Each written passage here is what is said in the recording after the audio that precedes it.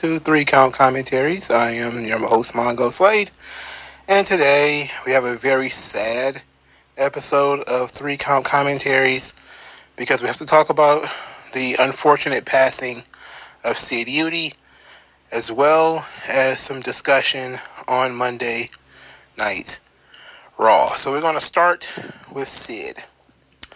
One of my favorite wrestlers of the 1990s. Sid he's a damn phenomenon. I love Sid. Big fan of Sid since I very first saw him in the WWF as Sid Justice. Clearly, I didn't see him in WCW until his second run in WCW, or whether his third run, and that means when he went back in the late 90s. But Sid was one of the most charismatic, intentionally and unintentionally funny guys in the history of the business. I mean, he had gaffes that are legendary, from breaking his ankle to trying to start a promo while they're alive, saying he had half the brain of Kevin Nash. There was just so many hilarious Sid moments, and that's on top of him just being a powerhouse and a legitimate badass. Because it really shows you the duality of Sid, right? Where he can make you laugh, but he can also scare the hell out of you. And him being kind of, I guess, slow did not take away from how badass he was. In fact, it somewhat added to it. And over the years, he's faded away in history. I know his last WWE appearance was in 2012 when he faced and defeated Heath Slater, but there was no Hall of Fame speech for him. And we were robbed out of what could have been an all-time Hall of Fame speech for Sid. You got to start getting these guys in there while they can move, while they're young, because this one came out of nowhere. We don't have any information yet on what led to his passing, but Sid was a phenomenon. Yeah, I keep seeing people say he didn't have any classic matches, he didn't have any good matches, and it's like, bro, you don't realize that Sid, like the Ultimate Warrior and like Hulk Hogan to a degree, he had great matches. They just weren't technically proficient matches. You can watch Sid go in there and tangle with, Diesel, or even Undertaker, or Sting, or Goldberg. He had a really good match with Bill Goldberg. This was in the late 2000s. I think it was for the U.S. title. It was Sting and Goldberg. They had a series of matches, which actually led to the very entertaining Sid reaction. Now, the angle itself with Goldberg crushing Sid's car is kind of silly, but Sid screaming, "Goldberg! Goldberg! Goldberg!" is a classic. And it's only topped by him screaming, "Why me? Why me? Why me?" It's so funny. And you would not think a guy this size, with the reputation of Sid, would have that kind of comedic timing, but he actually did. It was fantastic. I love Sid, the master, the ruler of the world, the Millennium Man. Everything about Sid has been tremendous. Only guy that wrestled in 2 WrestleManias, main evented both of them. Won the world title in WWE and WCW, despite the fact that he never had a good match, according to the Wrestling Observer cranks. But Sid is phenomenal. What a phenom that guy was, man.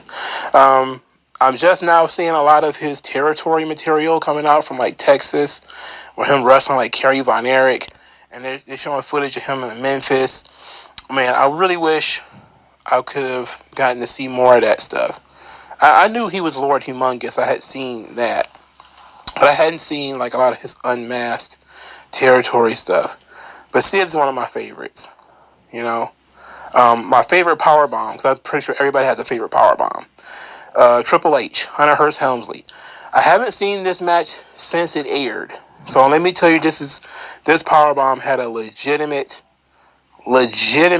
impact on me as a youngster. It was about 96 or 97. Intercontinental Championship Tournament. Hunter Hearst Helmsley is in the doghouse. He's a jabroni at this point. He wrestles Sid. I believe it was on Raw or Superstars. I'm not sure which one it was. But Sid powerbombed him, and somehow Hunter ended up on his stomach. It was crazy. He folded him. It was wild. The powerbomb he pulled on Brian Pillman, was it Brian Pillman or was it J.J. Dillon, and he popped his shoulder out? I think it was J.J. Dillon, where he tried to powerbomb him with it inside the War Games cage, and he couldn't get him all the way up. So he drove him down and basically put a hump in his shoulder. Man, that was ill. It was careless as hell, but it was ill. That was an ill powerbomb.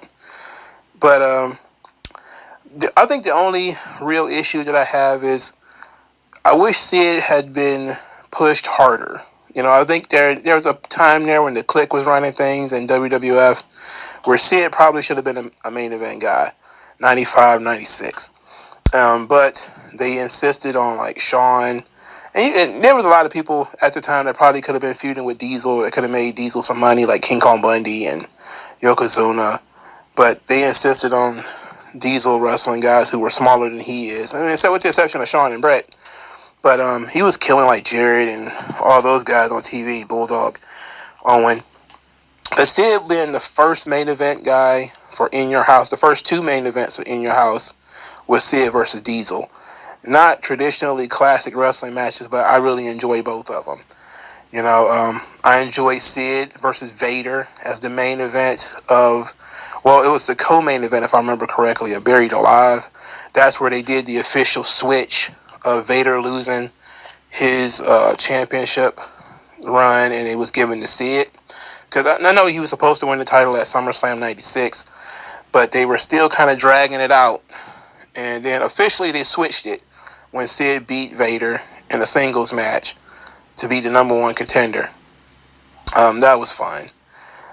Sid in the late 90s was a gem. He was great. Just a phenomenal talent. Not a great promo, even when he was doing his promos correctly. But he was still humorous. He still had that.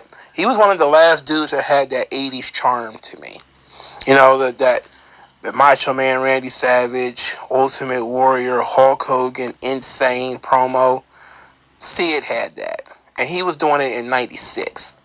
Like, Hogan had moved away from it by this point. Savage had moved away from it. Warrior was barely in the business, if at all. So, the only person who was really giving you the off-the-wall, crazy vocal tone, where he was talk real soft. And he started yelling, like Savage used to do.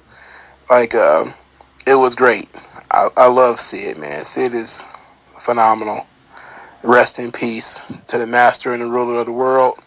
And this one hurts. It's been a while since I had a wrestler that really legitimately hurt my feelings when he passed away, and Sid is one of them. So it's going to take some time for me to get over this one. One of my favorite wrestlers of the 90s. I just watched his match with Diesel at In Your House, the first In Your House, maybe a week or so ago. Just popped it on randomly and watched it.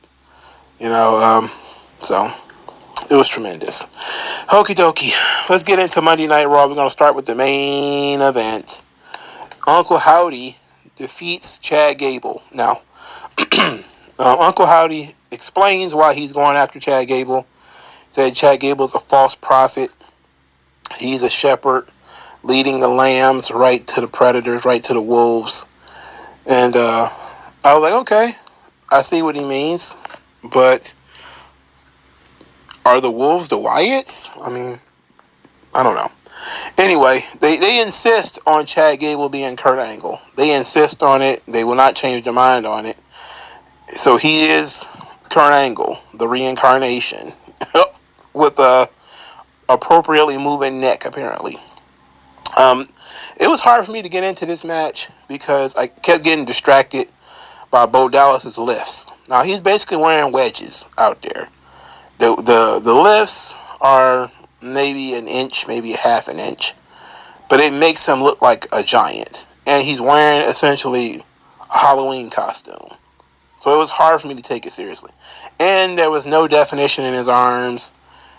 He didn't like he worked out at all. And I'm talking about Bo Dallas at this point. So I'm like, okay, we got this guy out here. He's in a weird looking mask. He's wearing like a Halloween costume of some description. And he's taller than he should be. Clearly he's wearing lifts. So Chad Gable managed to do a little bit, hang in there 50-50. Creeds interfered, leads to the Wyatts running them off. Ultimately, Sister Abigail's kiss, 1, 2, 3. Chad Gable loses. Not a big deal, not a surprise, but nothing happened afterwards. So I'm not entirely sure where we go from here. With anybody, because Uncle Howdy, what do we do now? All right, you've beaten Chad Gable in tag matches and singles. Now what? Now what is there to do? Chad Gable, you've lost to the supernatural demon people twice. Now what do you do? And I don't know. I'm just shrugging. Like, is this thing going to continue?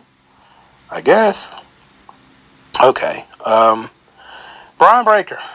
He cut a promo, and it was about this stupid Intercontinental Championship tournament. It's even dumber than I thought it was going to be. I thought it was going to be a singles tournament. Silly me.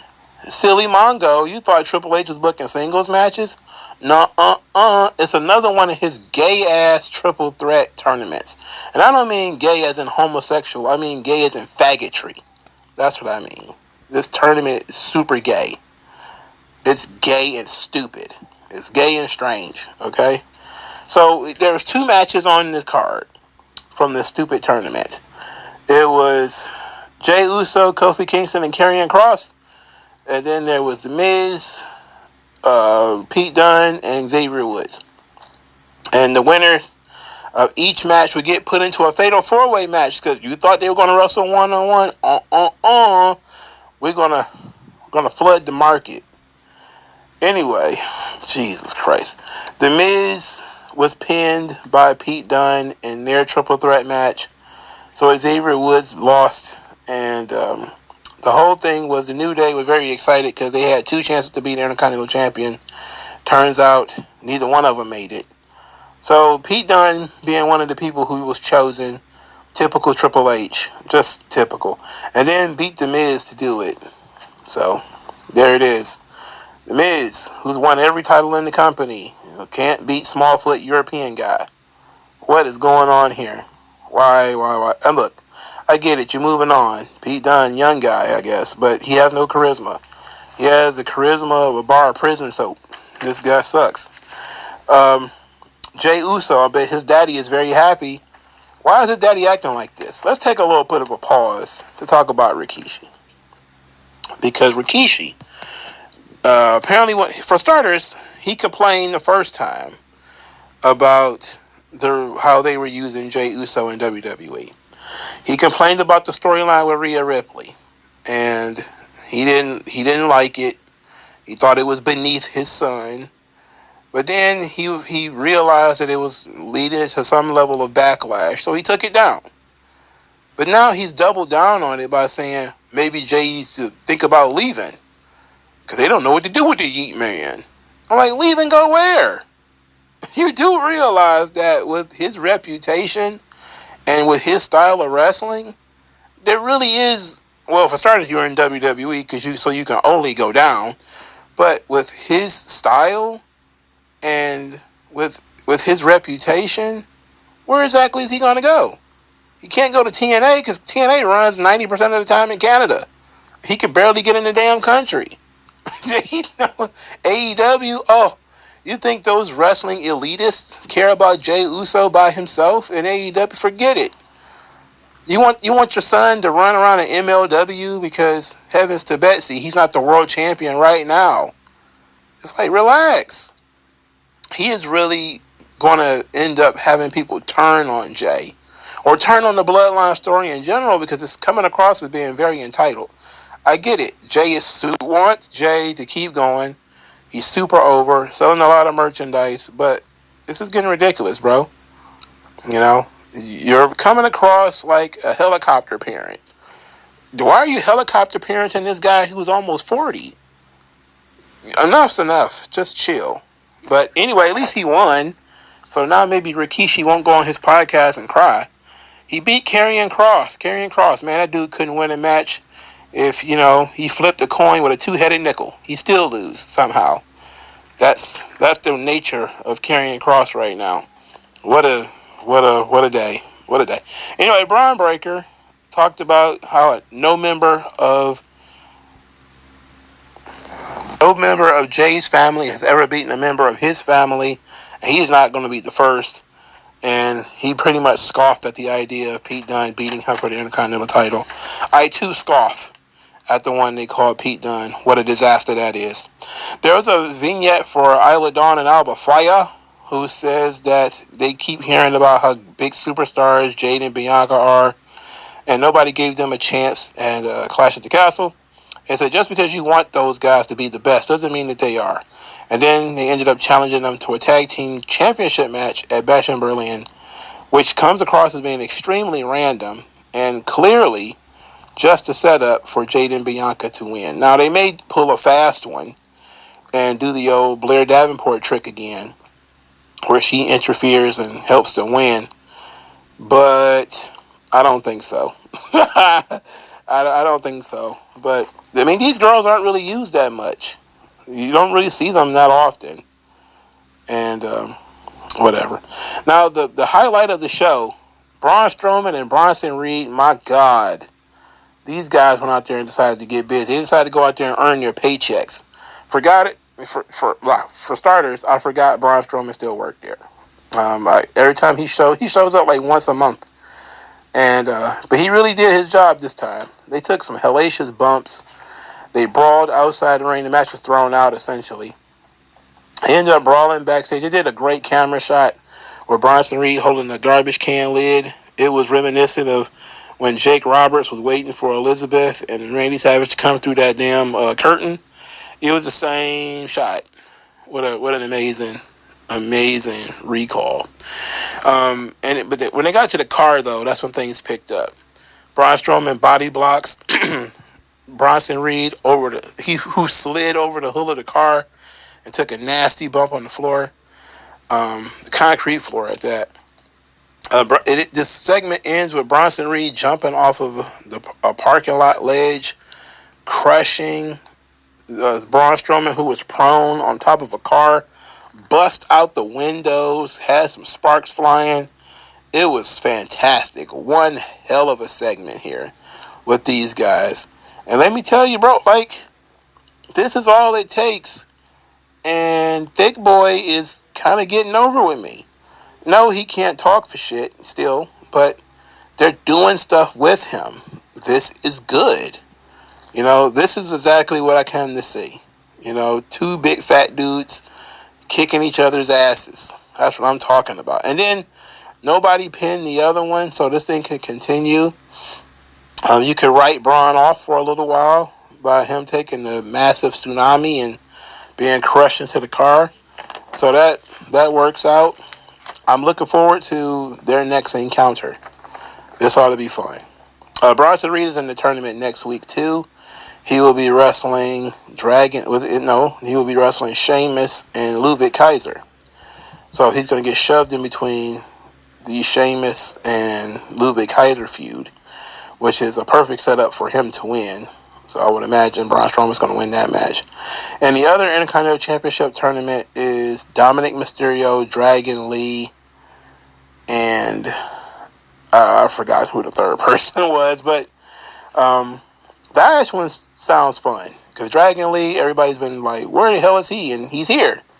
There he is. He exists. He's a person. He can do stuff.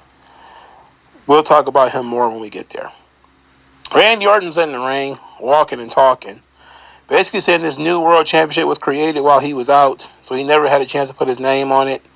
But now, new name, new legacy, or new championship, new legacy, he said. He's going to itch his name on that. He says that Gunther is a wrestling legend in Europe, but he's so far up his own ass that he can't see that he's in the sights of the most dangerous predator in WWE. He says that the people who watched Randy grow up had to learn. He had to learn from his mistakes. He had to earn respect. He has been humbled, and Gunther was never humbled. And because Gunther has never been humbled before, he decided to make it personal. But he said he beat his demons, and compared to his demons, Gunther is nothing. And he's going to beat Gunther like he beat those demons. It was okay. Randy's kind of been sleepwalking in terms of promos for a long time. I didn't really feel any energy out of this. There's a lot of people you can say that are probably very relieved Vince is not around anymore. I think Randy is one of them. He's like, I can kick my feet up now. Goddamn, I don't have to think too much. This is great. For Gunther, he's wrestling Ilya Dragunov in like various random countries in Europe, which is great for the both of them, because that's what, I don't understand why they're working so physical over there, but apparently they are. I forgot to mention, Bianca Belair is going to be on an episode of Belair, so that goes to show she's a big star, except she's playing herself, which is not the sign of being a big star. When you go on television and you're just, hey, it's me, wrestling character, what? You're not, being somebody completely different as a member of the show. You're just kind of like, I'm Bianca Belair, and I'm here as Bianca Belair. Like, oh, well, okay. Show. Whatever. Do your thing, gal. As long as it's an acting job, I guess it's get your foot in the door. So Drew McIntyre came out and mocked CM Punk's whole gimmick. Talking about how CM Punk is scared of him. Said he keeps jumping up from behind. Said the crowd are enablers, and they keep forcing CM Punk to make stupid decisions. And what Drew McIntyre does to CM Punk is going to be on the crowd. It's going to be their fault for chanting for him for 8 years, for choosing nostalgia instead of the warriors you had right in front of you. At one point, Punk just attacked Drew McIntyre from behind. A brawl ensued. They needed to be pulled apart. And I was like, okay, this wasn't too bad. This Punk was running around strapping, that was about to be poor language and poor phrasing, whipping the staff, the security and everybody. He was fined in quote-unquote undisclosed amounts for whipping the security. Why would Adam Pearce say it's an undisclosed amount? I guess you're not privy to disclosing it. But I guess they felt like they needed some more seasoning on the strap match, and they decided to add a little bit more. Okay, when you look at Drew, it's hard for me to contrast the Drew McIntyre that he could be from the Drew McIntyre that he is. And I'm not saying that it's bad. I'm just saying he's very talkative for a gigantic, muscly guy. He's very talkative, and he's very much a smart ass, especially on the internet. It's like, I don't know if I like snarky giants. Is that really a thing that I have to contend with in modern day? I would rather not, if we're being honest. Damage Control, they defeated the League of Extraordinary Lesbians because Zelina Vega attacked Sonya Deville outside the ring and distracted them. The League of Extraordinary Lesbians, which I guess does not include Zoe Stark, who actually was wearing makeup this week, and she didn't look like a clown. She just kind of looked like she was trying to fit in. It's like when you get one of those weird makeover movies, and like there's the dork in the corner, and she's got like glasses on, and she's like Daria, and then all of a sudden she goes and she gets dolled up a little bit because she's got a hot date. And I'm like, well, Zoe Stark, you got a hot date, huh? Somebody got your loins tingling. Oh, look at you, puppy love. Look at you. You're growing up so fast. But anyway, the League of Extraordinary Lesbians lost because even though she's wearing makeup, Zoe Stark remains Zoe Stark, and she's a loser. Loser. She got a great springboard dropkick, though. That bitch bad. Anyway, Io and Kyrie win. What do they win? More matches next week against the same people, apparently. Because this thing ain't going nowhere. Zelina Vega is going to wrestle Shayna Baszler next week. And I believe I already saw that. I could have swore I just saw that match, but what is WWE? What can you say? All right, and the opening segment is Judgment Day bragging about all the terrible stuff that they've done. And they get accosted by the LWO, where we get the Mysterios arguing again.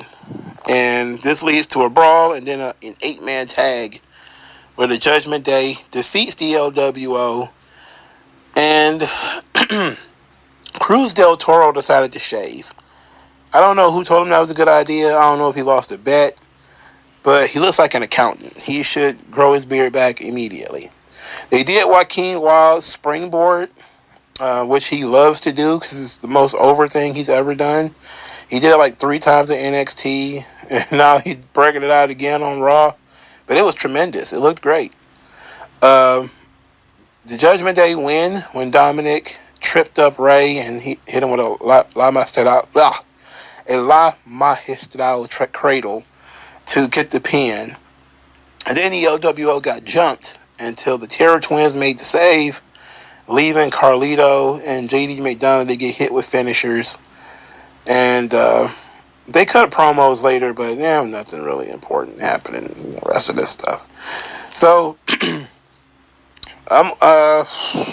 LWO, man, is this thing going to get any worse? I don't think it can get worse than this. I'm not sure it can get worse than this. But at least Dragon Lee is still alive, and that's a positive. I mean, I think it might have been a visa issue. But Jesus Christ, he keep disappearing. Reappearing, disappearing. Can't get no momentum out of this kid. But Dragon Lee was probably the only thing about this match I cared about. You know, I love Ray and Dominic. Ray and Dominic are tremendous. I have fun with them. But they were pretty much the only ones. And when it came to Rhea Ripley and Dominic Mysterio, Rhea Ripley and Damian Priest, there was not a lot this week. Let's pause for 1 second. They had Damian Priest and a Rhea Ripley t-shirt. The Bloody Rhea Ripley t-shirt, I think it was. And I just got the man's man vibes. As soon as I saw that, I was like, oh no, she's the star of the team. That's what we decided. We decided that Rhea Ripley was the star of the team, so we're not going to try to push any Damian Priest merchandise. We're going to push Rhea Ripley merchandise. Now, I don't know what you've been told, but it don't work that way. All right? It's just going to tank your career. Damian Priest, El Campeón, El Jefe de Judgment Day. Please, wear your own stuff from now on. Because if you keep promoting Rhea Ripley, they're going to think she's more important than you. And there's already a lot of people who think that. Don't give them any validation to continue thinking that. So, but other than that, I really didn't care about this thing. I was surprised that this was the only real Judgment Day segment of the night, and that they didn't show back up for the main event or something like that. They keep trying to milk this Judgment Day thing, so they keep throwing like random people in there to feud with them. Now it's the LWO where you playing off that history, but Zelina Vega wasn't with the LWO. At least I don't think so. Was she there? I don't know. I don't remember. But she should have been, because Rhea Ripley was there, and so was Liv Morgan. Anyway, they still were teasing that Rhea can get her hands on them. She rammed Liv into the ring post, but she didn't do much to her this week. She's getting little licks here and there in on Liv, but nothing major. So, that's Monday Night Raw. Rather pedestrian show. But that Bronson Reed and Braun Strowman thing was, King Kong versus Godzilla. I loved it. I thought that was tremendous. I thought that was great. The Uncle Howdy debut, I could take it or leave it. I've never been a big fan of Bo Dallas. Him looking like the Wicked Witch of the West and the Wizard of Oz is not helping at all, to be quite honest. And his gear looks weird. I mean, it's the lifts, man. The lifts makes him look so strange. And no definition at all in his arms. No tattoos, just nothing covering up how fleshy and pasty it is. Like, that's weird. God, that's weird. Please make this guy... I'm not saying go get tattoos. Please don't. Tattoos are a terrible idea. But maybe wear some kind of arm covering. I don't know. Poor Chad Gable, by the by. He's in a bad state of affairs. Also, poor tag team championships. Who are the tag teams? Oh, yes, Judgment Day. Yeah, nobody's defending those belts. Nobody even asked about them. They won those belts and promptly everybody forgot.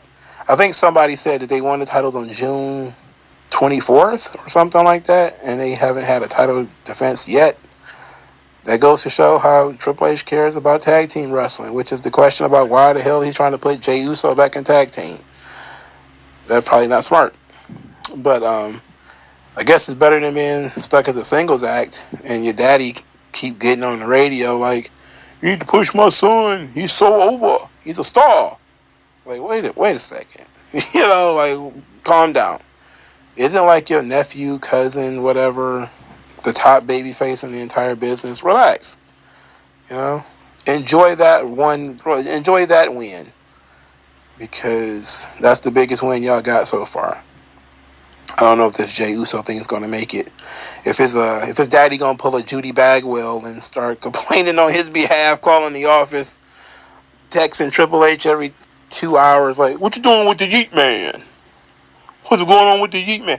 Matter of fact, why is he always talking about Jay? Why ain't he never talking about Jimmy? He ain't proud of Jimmy? Where Jimmy at? Why ain't he telling Jimmy to leave? Jimmy the one got his shit kicked in. He's been gone for 4 months. Like, the Yeet Man, yeah. And then Jimmy's like, what about me? Happy birthday. Get some cake. You owe me rent. Or something, Be nice. Be nice to Jimmy. He had a birthday recently, too. All right. Thank you guys for your time. I'll talk to you folks later. Peace out.